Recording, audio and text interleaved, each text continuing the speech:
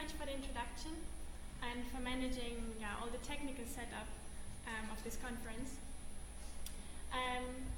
So the title is quite long and complex because I tried to get everything in there. So the main question of my talk will be if there's a difference in regards of the emotional force of words in the first language and a language we acquired later in life.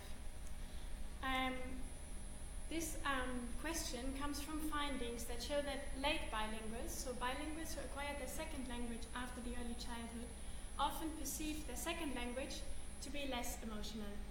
And a popular example for this are swear words, which often seem to be even funny when you use them, when they are used in the second language, while they seem to have a much more severe emotional meaning when they are used in the first language. So with this example, it shows that it is not about understanding the meaning of the words. It is one thing to know that a swear word in a second language is a bad word and you shouldn't use it, but another thing to feel the emotional meaning of this word. So one possible explanation for this difference of the emotional force in words in the first and the second language may derive from the context in which the language was acquired and in which the language is used. So while the first language is usually acquired in an extremely emotional context through close interaction with the caregivers, the second language is often used in a quite sterile, very emotionally poor classroom context. So the question is now, what happens with late bilinguals if they are exposed to their second language in everyday life? So you may wonder, how is this related now to music? So in order to avoid confounds due to language switching, we're directly comparing emotional information of the first and the second language.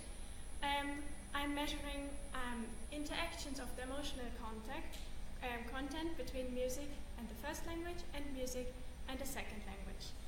There's quite some literature showing that in the early stage of emotion processing, there are interference processes between emotional meaning conveyed by music and by language, which suggests that in this early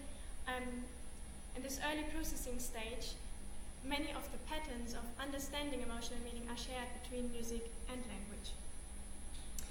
I'm not sure how familiar you are with the affective priming paradigm, so a quick introduction.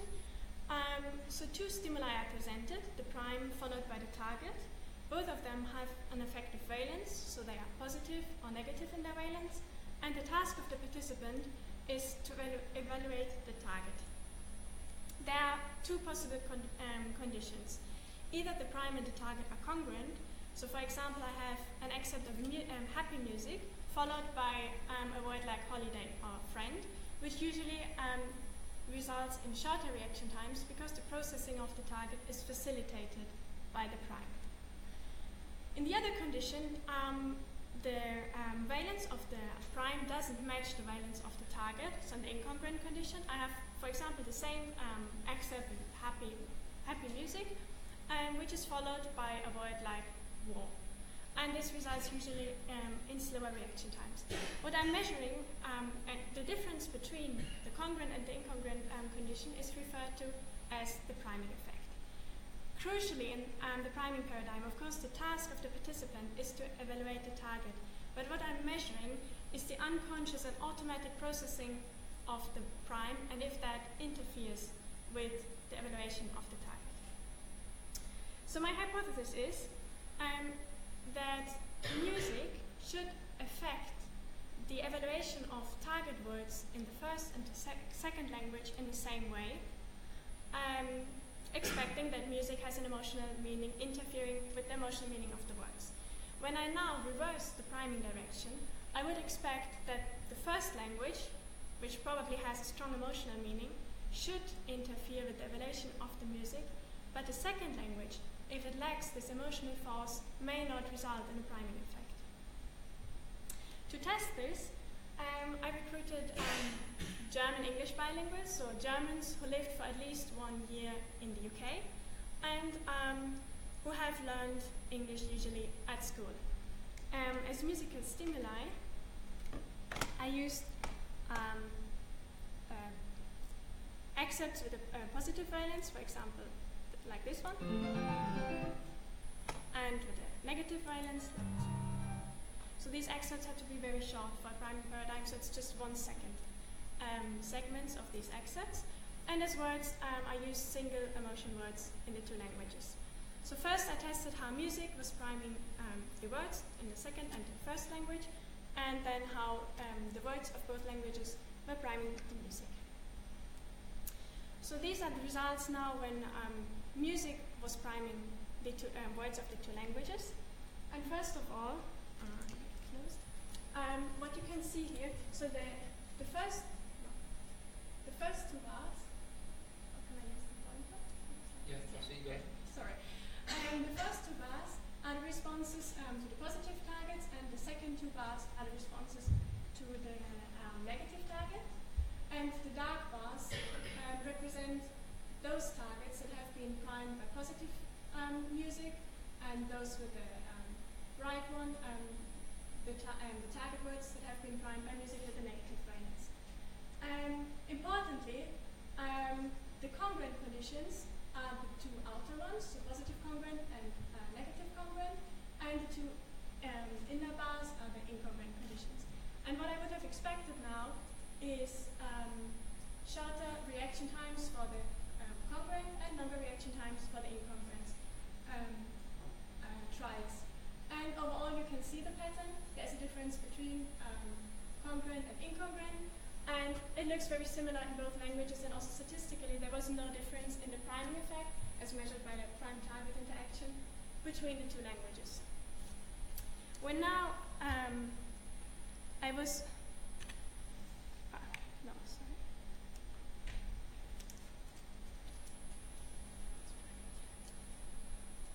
there's some slides missing.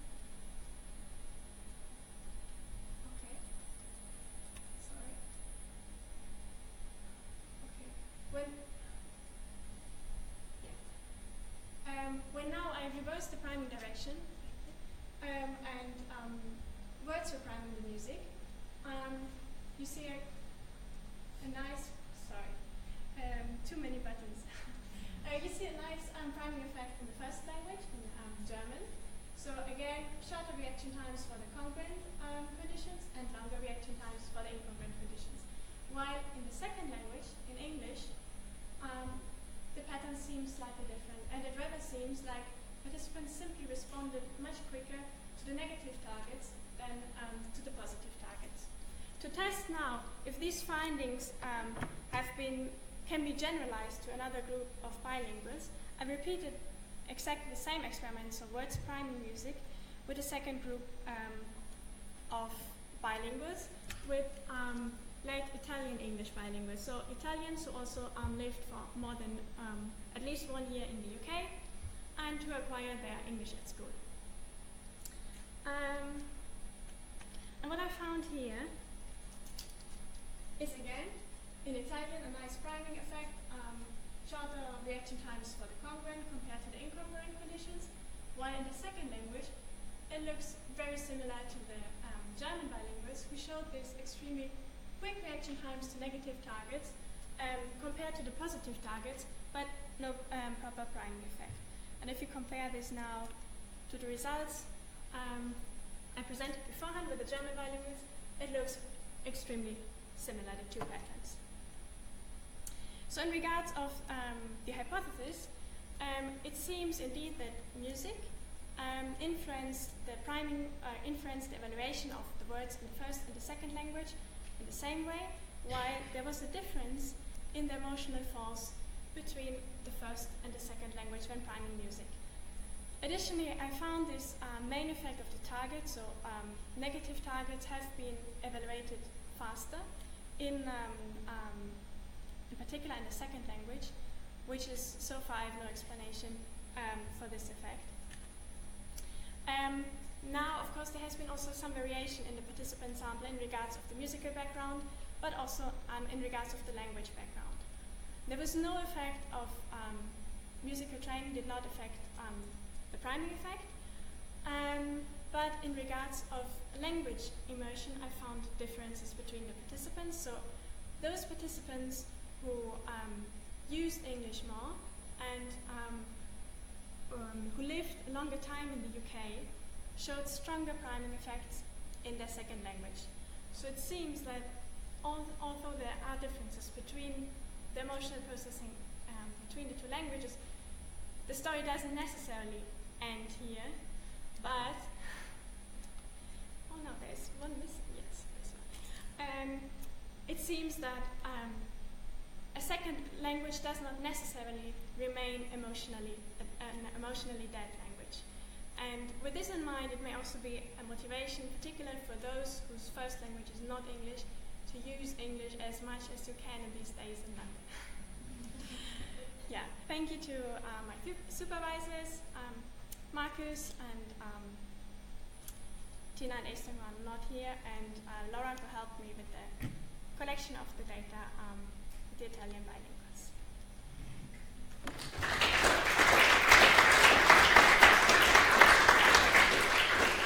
Thank you very much for a very interesting talk. It's very good to know that second language does not remain a dead language, it's emotionally dead to us.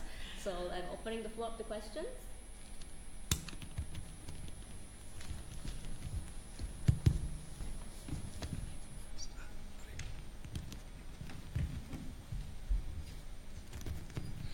Thank you for a very interesting talk. I had a question.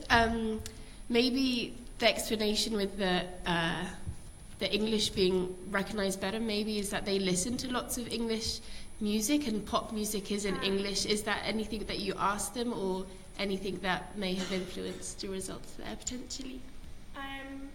So something I didn't explicitly mention here, I did not use as musical stimuli excerpts with lyrics.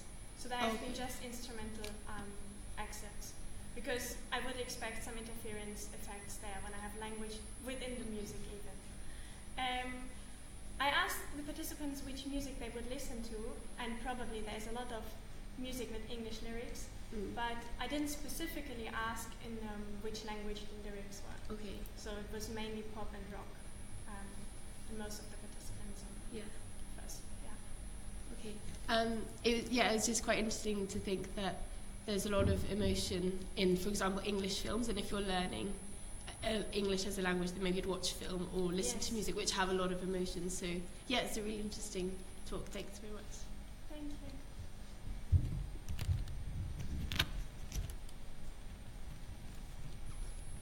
Thank you, very interesting. I may have an explanation for your finding that the negative targets were processed faster, right? In emotion research, there's an effect called negativity bias, so that we, in general, we as humans always react very strongly and faster, whatever, to negative stimuli, because they're much more important for our survival. And there's actually quite a bit of literature on it that you may cite, if you want to explain this. Yes, I didn't mention this now, but I ran the same experiments with a monolingual English control group, and they had the opposite effect. So that is why I'm not really, which was a bit confusing. Why should the bilinguals who have been exposed to exactly the same experiment show shorter reaction times to the negative stimuli? And also in language research, often negative words cause rather longer reaction times, because there seems to be a kind of like a freezing effect. People. Yeah, interesting. I have no explanation for the other finding you have, but I think, in general, one observes often, also in the visual domain, lots of differences between positive and negative stimuli too. Yes. Thank you.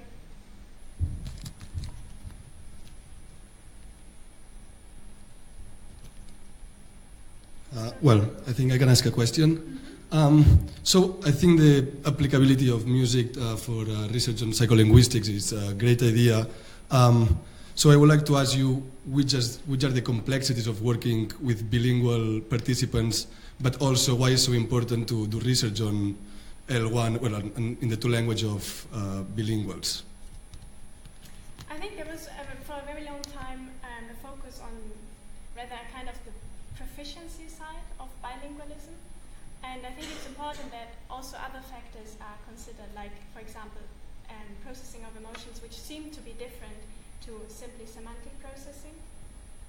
So I think there's still a lot to do in this direction to make, to see language as a rich and complex construct with many dimensions and to try to bring them together. And I think it's a nice way to, because music and language share so many aspects, trying to bring them together also an experiment.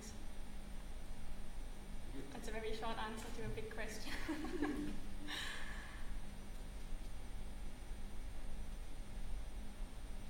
Okay. Is that all then? Okay, thank you very much. Thank you.